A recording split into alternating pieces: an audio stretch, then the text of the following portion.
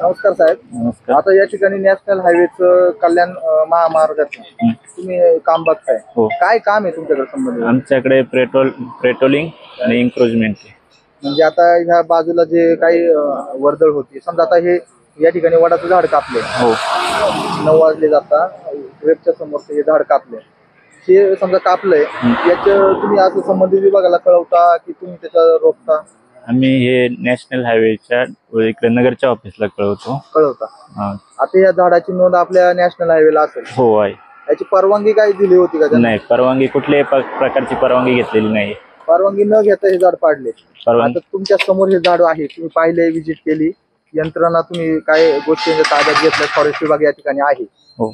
परंतु आता तुम्ही संबंधित विभागाला तुमच्या वरिष्ठ अधिकाऱ्यांना काय? हो, वरिष्ठ अधिकाऱ्यांना आम्ही पेट्रोलिंग करत असताना आमच्या निर्देशनात आले की आळेफाटा येथे 1-2 वडाचे झाड तोडण्याचे काम चालू आहे. तर संबंधित जे कोणी तोडत होते त्यांना आम्ही प्रथमतः झाड तोडण्यास मनाई केली. झाड तोडण्याचे काम प्रथमतः थांबवलेले आहे. 2 दिवसापासून जर 100 मीटर अंतरावर एक झाड तोडलं गेले, त्याची काय तुम्ही पंचनामा करून काही वरिष्ठ अधिकाऱ्यांना? ते झाड अशा पद्धतीने तोडण्यात आलेलं आहे की पेट्रोलिंगचा अंदाज घेऊन लोक कशी झाडं तोडत आहेत.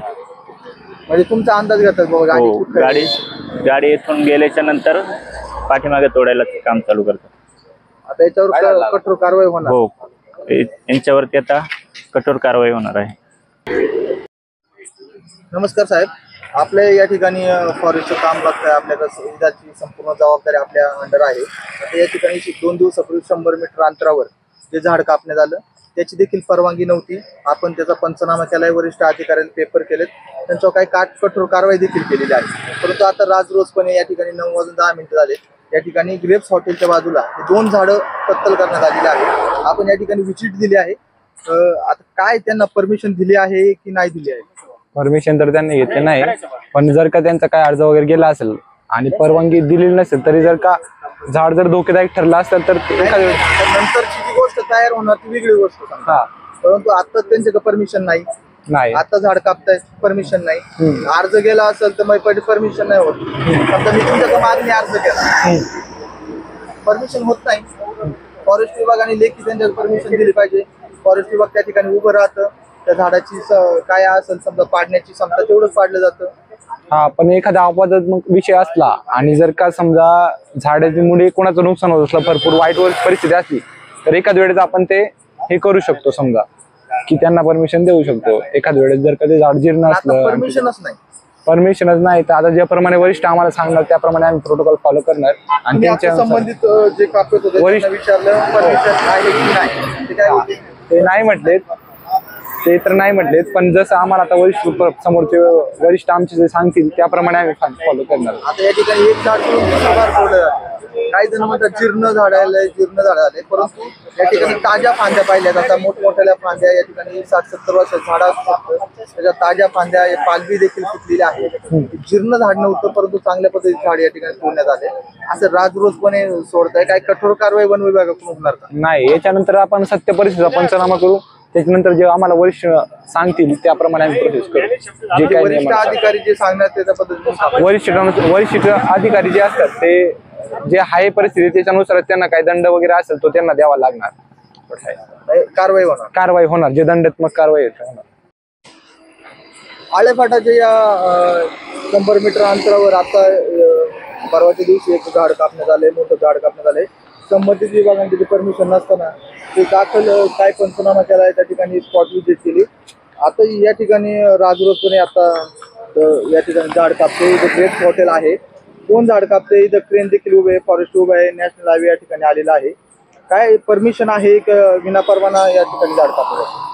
आता मला साधारणतः एक 15-20 मिनिटापूर्वी एक फोन आला आणि त्यांनी मला सांगितलं की वाळून साहेब या आपल्या ग्रेप्स हॉटेलच्या समोर वृक्षतोड चालू आहे.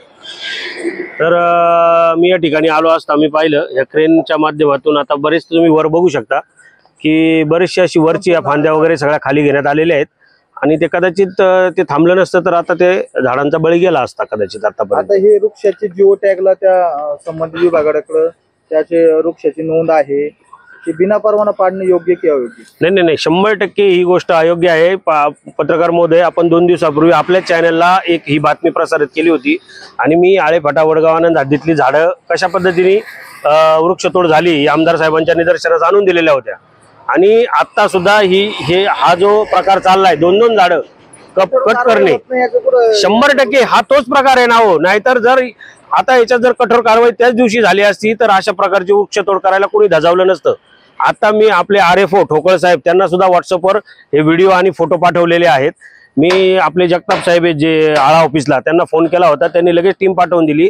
आदरणीय आपल्या ACF आहेत राजहंस मॅडम, स्मिता राजहंस मॅडम, त्यांना सुद्धा हे फोटो आणि व्हिडिओ पाठवले. त्यांच्याशी माझं मोबाईलवर फोन बोलणं झालेलं आहे. काय बोलले ते? त्यांनी सांगितलं की आम्ही कठोर कारवाई करणार आता यांच्यावर. परवाना किंवा परवानगी घेऊन अशी अजून तरी मला दिसलेली नाहीये किंवा आता फॉरेस्टचे इथं लोक आलेले, तुम्ही त्यांचा विचार करू शकता. ते जीर्ण झालं होतं, ते पडायला झालं होतं, परंतु पांद्या हिरव्या दिसतात, पारंब्या संपूर्ण हिरव्या दिसतात. त्या ठिकाणी मशीन देखील जप्त करण्यात आलं. साहेब मला सांगा, जीर्ण झालं हे ठरवणारे तुम्ही आम्ही कोण आहेत? ते संबंधित विभाग ठरवेल ना जीर्ण झाले की नाही झाले. तुम्ही त्यांना एक पत्रव्यवहार करायला अपेक्षित होतं. मी आज दिवसभर बघा NHIलाच पत्रव्यवहार केलेले कागद घेऊन फिरत होतो आणि अनावधानाने हेच माझ्या समोर आले आज संध्याकाळी. आणि तुम्ही सांगा, रोज आपण हेच सांगायचं का लोकांना, झाडं कापू नका, झाडं कापू नका? संबंधित लोकांनी सुद्धा याच्याकडे लक्ष दिलं पाहिजे ना. रोजपणे रात्री अपरात्री तर कापले जातात, परंतु 9 वाजता या ठिकाणी क्रेनच्या साह्याने या चौकात झाडं कापले जातात. कुणाचा वरद असतं याच्या मागे वाटतो काय? मला सुद्धा ही शंका आहे. वारंवार आपण याच्यावरच बोलतोय, फक्त बाईट देतोय, पण कुठल्याही प्रशासनाला काही फरक पडत नाहीये. आज जर प्रशासनाने दखल घेतली असती आणि त्याच्यावर कठोर कारवाई झाली असती तर कदाचित सुतासारखं सरळ व्हायला वेळ लागत नाही. लोक शहाणी आहेत, फक्त तुम्ही एक कारवाई अपेक्षित असते. काय कारवाई होईल? म्हणजे आता हत्यार देखील सापडले, स्पॉट सापडले, त्याचं कापण्याचं साहित्य जे मशीन देखील त्यांनी जप्त केलेलं आहे, त्यांच्या फॉरेस्ट विभागाने हातात घेतलेला आहे. ट्रेन देखील उभं केलेलं आहे. आता पुढील काय कारवाई होणार काय? आता फॉरेस्टच्या लोकांनी ना ते झाडं कापायचे मशीन्स जप्त केलेले आहेत. त्या क्रेनची चावी काढून घेतलेली आहे. ठोकळ साहेबांनी सांगितलं आम्ही त्याच्यावर कठोर कारवाई करणार आहोत. ते सामान सगळं जप्त करतोय. आता ते मशीन तिथं आहे, ते मशीन असं कसं विनापरवाना वापरण्यात आलं? मग हे तुमच्याकडे जर परमिशन नसेल तर त्या विभागाने संबंधित त्याची कारवाई घेतली पाहिजे. परमिशन असती तर या ठिकाणी फॉरेस्ट विभाग असतं, 100% त्यांच्या साह्याने ते काढलं असतं.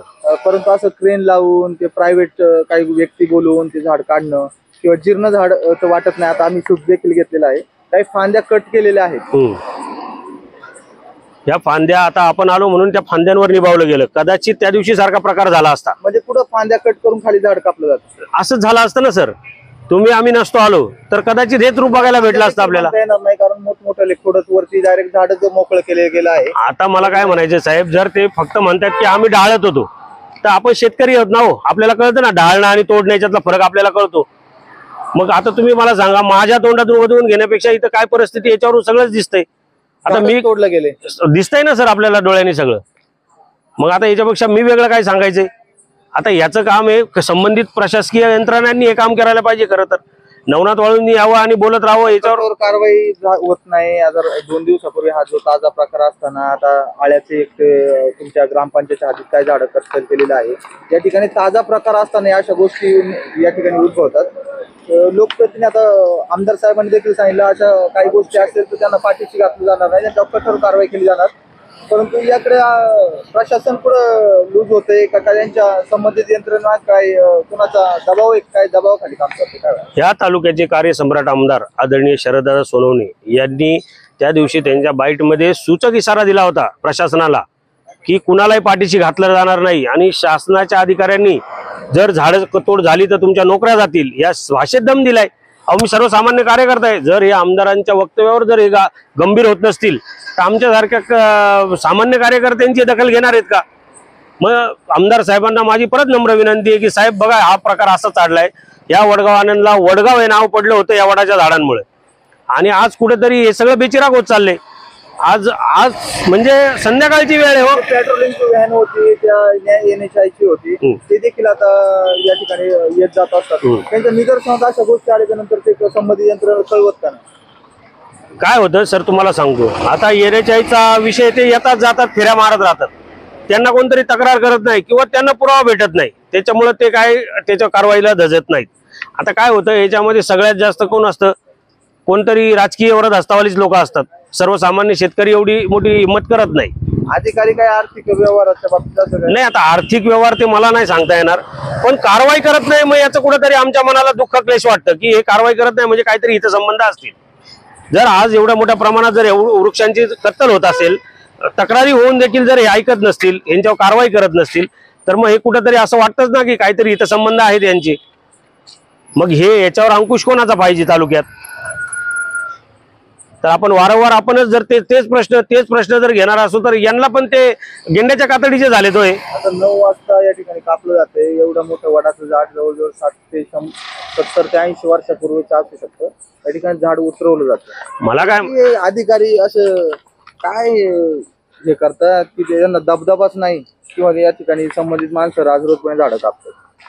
आता मी आदरणीय ते हॉटेलचे मालक, जागेचे मालक आतमध्ये बसले, ते त्यांनी मला सांगितलं की आपण फांद्या कट करत होतो. कोण हॉटेलचे मालक? कोण हॉटेलचे मालक काहीतरी जाधव साहेब आहेत. जाधव. हा, तर ग्रेप्स मला हॉटेल का? हा, ग्रेप्स हॉटेल आपलं.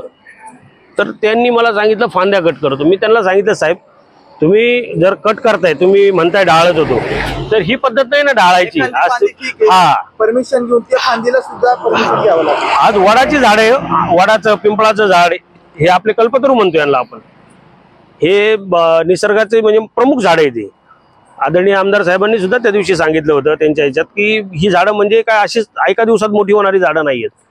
आणि जर तुम्ही अशा पद्धतीने कत्ली करणं असं हे खूप क्लेशदायक आहे. आणि काय आज तुम्ही जर पिंपरी पेंढारपर्यंत आपण गेलो आळे फाट्यावरून, तर खूप मोठी झाडांची लाईन होती. आज ती दिसत नाही आपल्याला. मग हे दुःख नाहीये का? आज एक सजीव झाडाला आपण सजीव म्हणतो. आज एवढ्या म्हणजे निर्दयी कठोर मन करून ते आज त्यांनी वृक्षतोड केलेली आहे त्याची. म्हणजे सुप्रीम कोर्टाचा, मी मागच्याही बाईटमध्ये सांगितलं की सुप्रीम कोर्टाचा मागच्या काय कारवाई होणार याकडे आपलं देखील लक्ष असणार आहे. सांगतो मी त्याच्यावर. माननीय सुप्रीम कोर्टाने मागच्याच आठवड्यात एक निर्णय दिलाय की एक झाड तोडणं म्हणजे खुनाच्या पेक्षाही गंभीर गुन्हा आहे. आणि जर एवढं सुप्रीम कोर्टाचा एवढा आदेश असून सुद्धा जर लोक ऐकत नसतील आणि अशा प्रकारे जर झाडं कापत असतील तर याला काय म्हणायचं? आम्हाला एवढीच अपेक्षा आहे, ग्रामपंचायतींनी सुद्धा याची दखल घ्यावी. मी फक्त अधिकाऱ्यांवरच बोलणार नाही, ग्रामपंचायतचं सुद्धा एक काम आहे.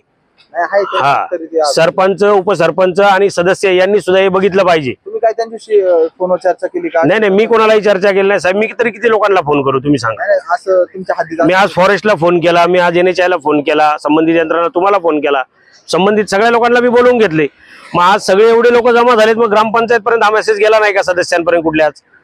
मग त्यांचं हे काम नाहीये का येणं आणि बघणं? का फक्त बहुमत करायचं आणि चुकीच्या गोष्टी हे करायच्या? सामाजिक गोष्टींवर सुद्धा त्यांनी बघितलं पाहिजे ना. आमचं एवढंच म्हणणं आहे, संबंधित सगळ्याच यंत्रणांनी याची दखल घ्यावी आणि कठोर कारवाई करावी.